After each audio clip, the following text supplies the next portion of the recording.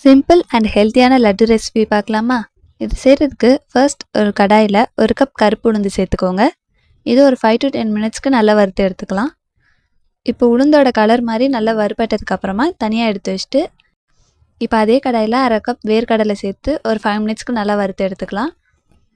வேர்க்கடலை நல்லா கலர் மாதிரி வறுபட்டதுக்கு அப்புறமா 1/2 கப் பொட்டுக்கடலை சேர்த்து ஒரு 2 மினிட்ஸ்க்கு வறுத்து எடுத்துக்கலாம். டக்குன்னு வறுபட்டுரும், அதனால 2 மினிட்ஸ்லேயே எடுத்துடலாம்.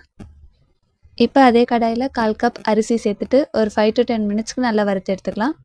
அரிசியோட கலர் மாதிரி பொரிஞ்சு வர அளவுக்கு வறுத்து எடுத்துக்கலாம். இதுக்கு நம்ம நார்மலாக வீட்டில் யூஸ் பண்ணுற சாப்பாட்டு அரிசியே சேர்த்துக்கலாம். இப்போ நம்ம வறுத்து வச்சுருக்கிறதெல்லாம் ஆறுனதுக்கு அப்புறமா மிக்ஸி கப்பில் ஒன்று தனித்தனியாக சேர்த்து நல்லா அரைச்சி எடுத்துக்கலாம். ஃபர்ஸ்ட் நம்ம வறுத்து வச்சுருக்க உளுந்தை அரைச்சி உள்ளே சேர்த்துக்கிறேன். அதுக்கப்புறமா அரிசியை அரைச்சி சேர்த்துக்கிறேன். அதுக்கப்புறமா பொட்டுக்கடலை, அதுக்கப்புறமா வேர்க்கடலையும் அரைச்சி சேர்த்துக்கிறேன். இது கூடவே கடைசியாக 1 கப் வெல்லத்தை நல்லா அரைச்சி உள்ளே சேர்த்துக்கிறேன். இப்போ இது எல்லாத்தையும் நல்லா மிக்ஸ் பண்ணிக்கலாம்.